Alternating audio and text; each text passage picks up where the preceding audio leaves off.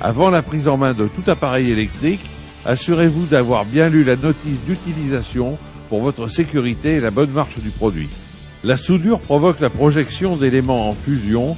Aussi portez des vêtements inifugés, tabliers, gants et masques de soudure. Soudez de préférence dans un atelier protégé des intempéries et de la poussière. En aucun cas vous ne devez utiliser votre poste à souder dehors lorsqu'il pleut. Si vous devez souder à l'intérieur de votre maison, protégez votre sol et éventuellement le support. Les projections pourraient les marquer à jamais. Attention, toutes les électrodes ne se branchent pas de la même manière. Certaines doivent être branchées sur le pôle plus, d'autres sur le pôle moins. Les indications mentionnées sur l'emballage doivent être impérativement respectées. Le diamètre des électrodes à utiliser est fonction de l'épaisseur des pièces à souder. Ce tableau vous indique non seulement le diamètre d'électrode, mais également le réglage de l'intensité du courant nécessaire. Branchez le connecteur du porte-électrode sur le pôle indiqué sur la boîte d'électrode et le connecteur de la pince de masse sur l'autre pôle. Réglez également l'intensité nécessaire en fonction de l'épaisseur des pièces. Fixez votre électrode dans le porte-électrode à l'aide de la manette prévue à cet effet.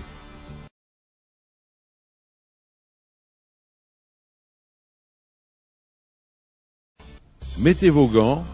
Connectez la pince de masse sur la pièce à souder en veillant à ce que le contact soit parfait. Pour cela, un polissage est souvent nécessaire. Avant la pratique, un peu de théorie. La soudure à l'électrode consiste à déposer du métal en fusion sur deux éléments du même métal à joindre. L'arc électrique qui va s'établir entre les pièces à souder et l'électrode reliée à l'appareil va permettre à celle-ci de fondre. Vous êtes maintenant prêt à souder. Eh bien, allons-y.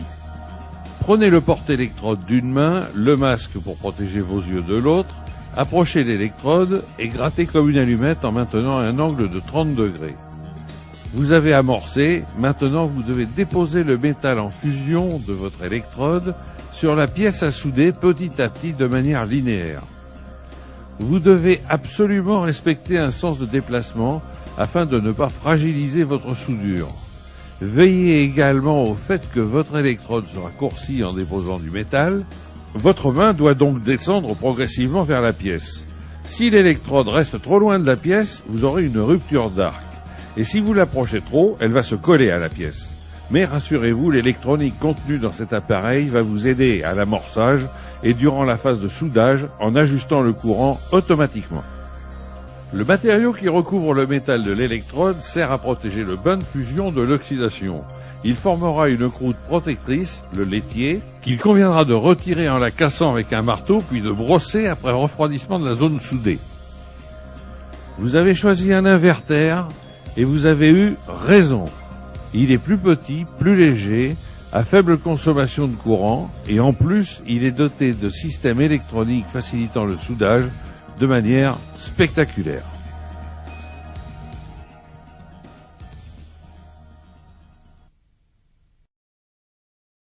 Au poste de soudure MMA, la technologie inverter vous apporte puissance et souplesse.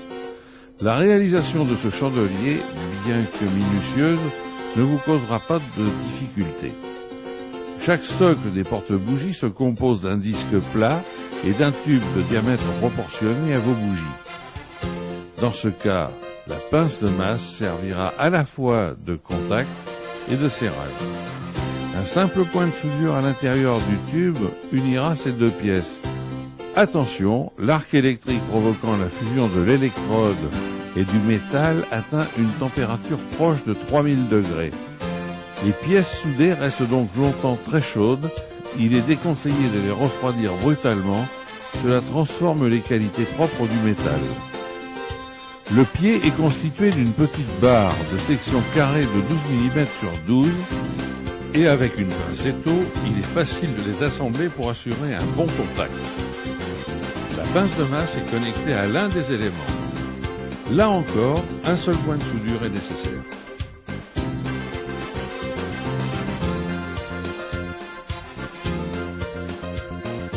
Éliminez le laitier et brossez votre bougeoir.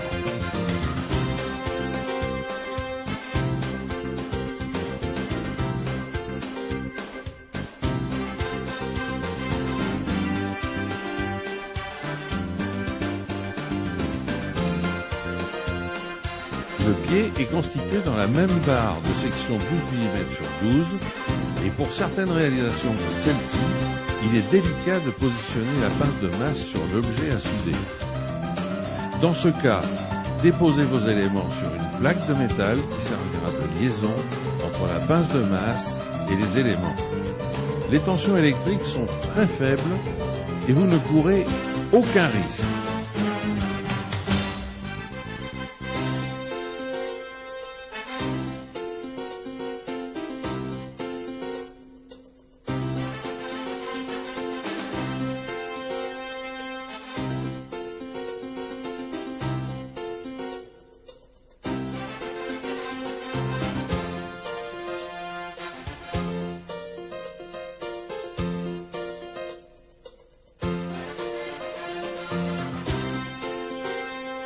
Le support étant réalisé, il ne vous reste plus qu'à souder les 3 porte-bougies en vous aidant d'une pince étau pour maintenir les éléments lors des points de soudure.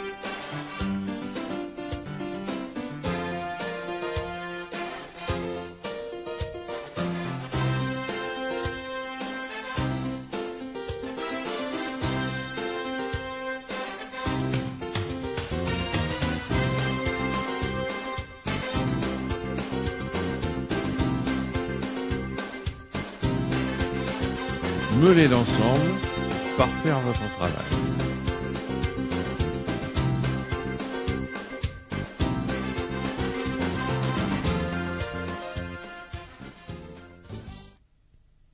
Le matériel de jardinage subit souvent des chocs. Quand il est laissé à l'humidité, le métal rouille, se dégrade et il est nécessaire de pouvoir le réparer. Un contrefort de cette brouette s'est rompu. Il faut le ressouder. Pour commencer, mettez bien à nu les parties à souder, ainsi qu'un endroit pouvant assurer le bon contact de la pince de masse. Le métal un peu vieillissant et peu résistant à la forte chaleur de l'arc électrique, proche de 3000 degrés, il se perce facilement. Agissez donc par petites soudures. Piquez et enlevez le laitier régulièrement pour surveiller l'évolution de la soudure, qui, au final, doit être belle et bien brillante.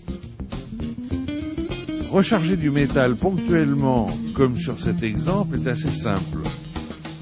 Laissez refroidir le début de la soudure, elle va servir de support à un nouvel apport de métal. Déposez-en petit à petit, jusqu'à complet rebouchage formant une goutte bien visible.